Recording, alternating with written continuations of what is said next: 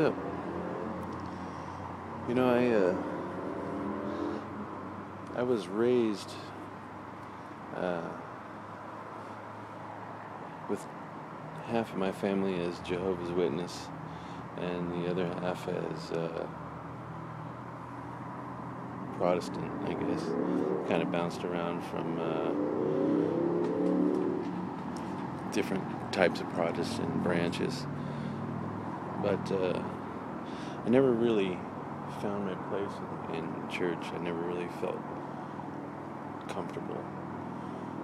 I never really clicked with the people, but I've always been fascinated by it, and it's funny that I ramble about it in my videos so much about religion and stuff.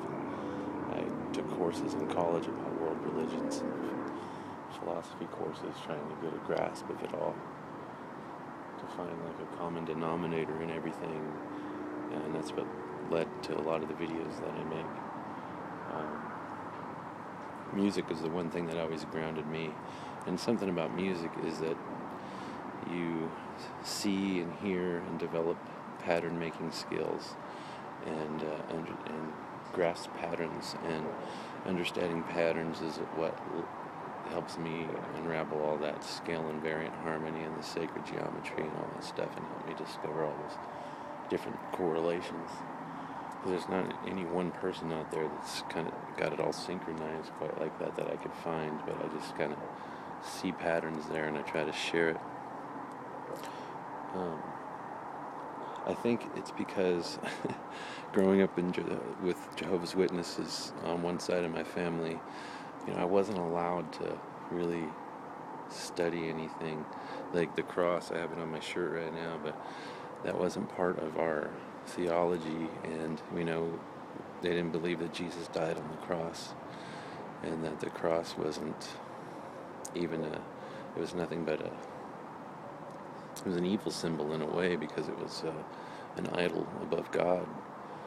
And of course, on the other side of the family, the cross was venerated and exonerated, and I was taught that Jesus died on this cross.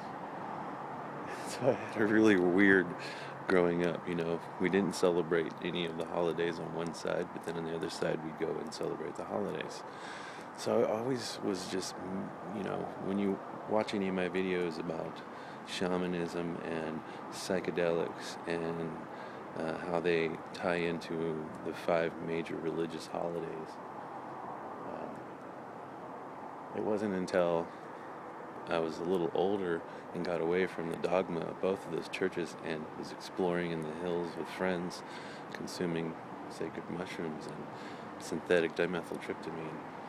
And I had a completely different synchronistic, synesthetic vision where, I saw these things come together. Things I learned in school, things I learned from both denominations, I guess you call them, growing up. So although I never found my really place in church, I never really found comfort there. I always, I asked too many questions, and most of the questions didn't have the answers, because I knew they were simple answers, but I would never get them. It was always, God works in mysterious ways. And I always felt like something was out of place. And from what I understand, it feels like the rhetoric was put before the logic. And in the universities and the schools, the logic is supposed to be predominant. But the theology is taken out of all of our terminology when it comes to basic science and mathematics. If you just look at words and study the etymological definition of some of the words we use in science, you realize that they're based in theology and religion. I think ultimately it's just man trying to understand the universe, and man trying to fit in and be a part of it and find peace and harmony in it.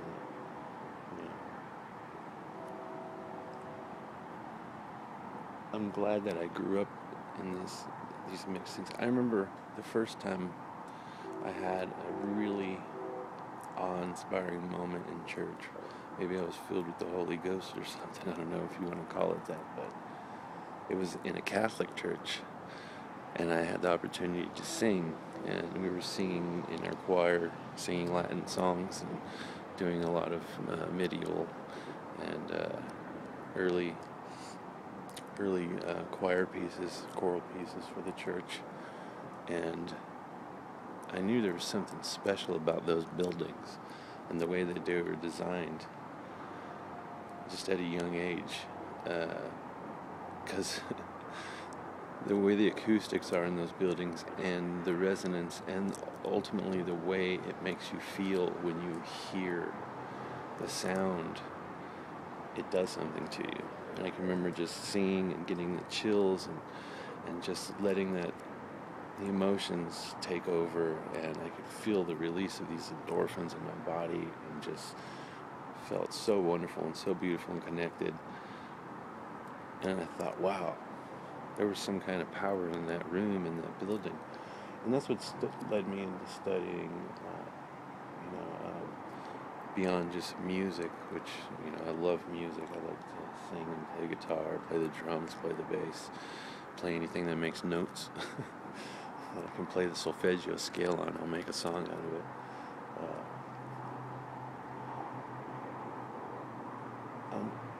That one feeling that I had in the church is what led me into studying beyond music, sound, phenomenon, and somatics, and all of that good stuff.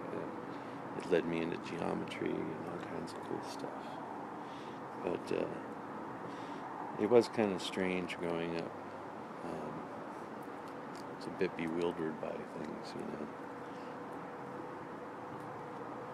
It was very strange, not recognizing the holidays in one aspect and then celebrating with the other part of the family. Birthdays are off limits and all that stuff. Now, I have nothing against the Jehovah's Witness people. They were beautiful and kind and giving and sharing, and it didn't have to be your birthday or Christmas to receive a gift from them, which was a cool thing. You can just get something spontaneously, and it was really cool. But it was a cult in a sense that I wouldn't say that they were sharing any occulted knowledge, but they would forbid you to study particular occulted knowledge. Whereas I felt growing on the side that, being in the Protestant churches, that it was okay to, look at the glory of the world and seek the beauty in it and find reverence and give thanks to God for it, So when I finally got older, I really wanted to just see what the whole world's aspect is. I'm just one guy in one little corner of the world. And so in college I studied all the major world religions. And it really comes down to astrotheology. Maybe there's another spiritual side to it, but what it boils down to me is just the way the universe moves. That's spirituality to me.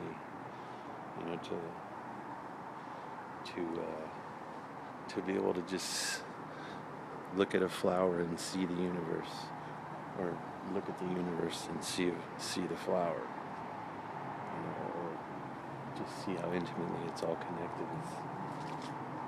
It's beautiful, and that itself can be a spiritual awakening when you have that cosmic awareness of how vast and small and how beautifully synchronistic it can all be. It can be a beautiful, powerful moment. I think the Japanese have a word for it when you try to take in the whole universe and it becomes an emotionally overwhelming experience. It's called Yujin. But, I think if you study deep into science, you'll find this spiritual awakening or you can do it through theology and through the religion, you know. And I think all the great teachers were trying to get us to wake up to that we're intimately connected.